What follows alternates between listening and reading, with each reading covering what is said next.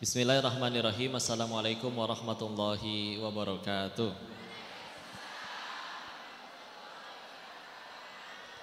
Alhamdulillahirabbil alamin. Alhamdulillahilladzi anzala sakinata fi qulubil mu'minin liyazdadu imana ma'a imanihim. Segala puji hanya kepada Allah. Atas nikmat dan karunia-Nya alhamdulillah bisa kembali lagi ke Surabaya, ke Masjid Al-Akbar. Dulu ceritanya pernah tinggal di Surabaya 9 bulan. Dari Maret 2019 sampai Januari 2020, 9 bulan. Alhamdulillah.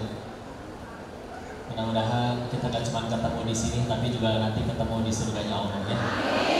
Salawat salam semoga selalu tercurah pada junjungan kita baginda Rasulullah Muhammad sallallahu alaihi wasallam beserta para keluarga dan para sahabatnya, dan semoga Allah sanggupkan kita istiqomah meniti sunnah-sunnahnya insyaallah.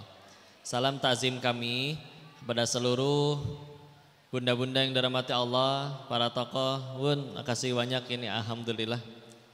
Udah lama nggak jumpa, 5 tahunan dari terakhir di Surabaya. Sekarang terus masih istiqomah dalam kebaikan. Bunda Hasnia, Bunda Evi, bunda-bunda lainnya. Yang izin, saya belum sanggup menyebutkan satu persatu namanya, ya. Karena yang paling penting kan dimuliakan Allah, bukan disebut sama si Koko itu. Ya si Koko mah gini aja, engkongko biasa ya, yang biasa jualan di pasar Atum.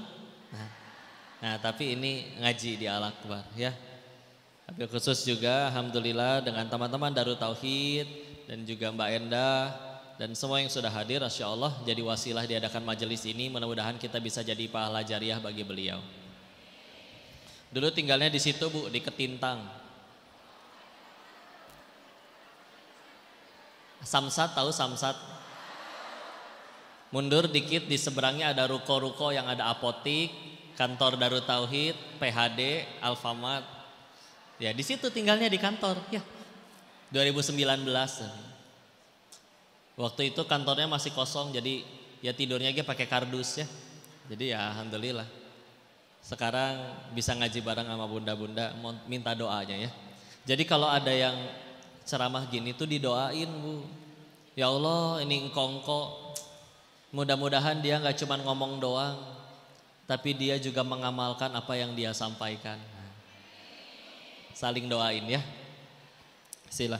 Apa judulnya? Muhasabah akhir tahun. Dari kata hisab ya. Memang hisab itu sebetulnya artinya menghitung. Pakai B ya. Kalau P bahasa Indonesia menghisab. Ya, ini hisab ya. Menghitung. Saya mengambil nasihat dari Umar bin Khattab radhiyallahu anhu. Beliau menasihati al-qamakol yang artinya sering-seringlah engkau menghisab dirimu, karena itu akan memudahkan hisabmu nanti di akhirat ya. Jadi kita hitung nih, ukur nih. Ini ngomong tujuannya apa, berbuat ini untuk apa.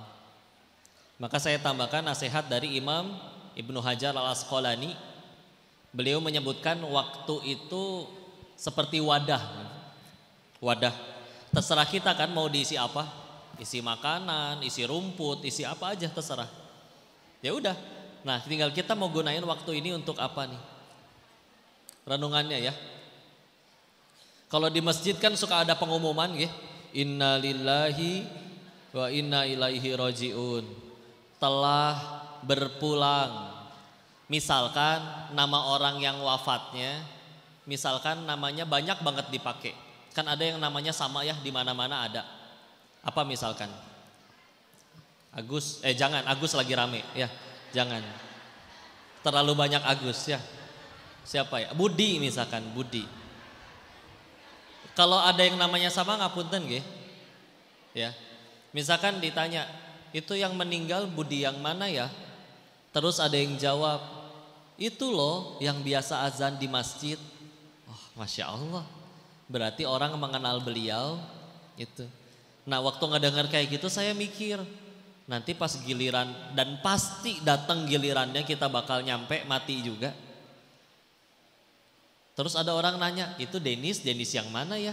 Yang bandar judi. Itu gak enak. Kok tapi kan Koko udah tobat.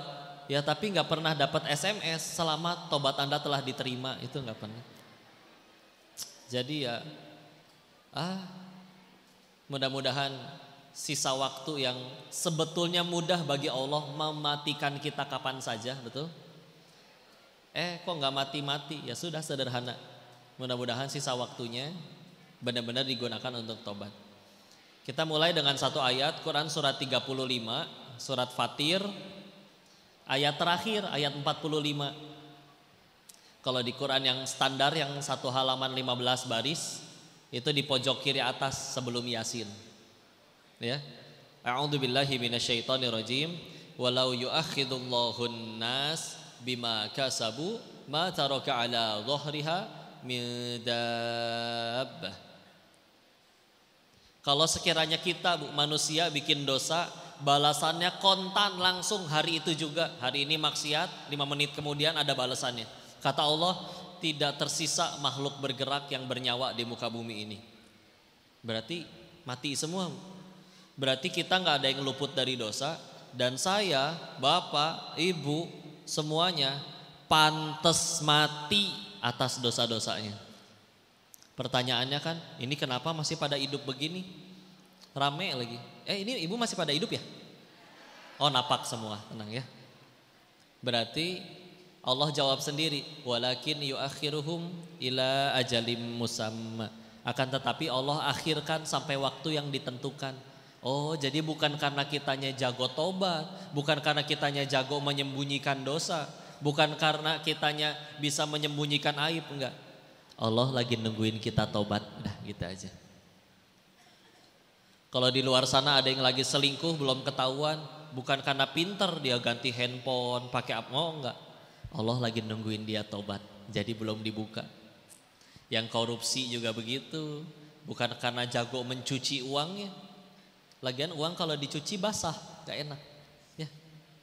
Maka karena Allah lagi nutupin. Nah, mau buat apa ini jadi hidupnya? Ya.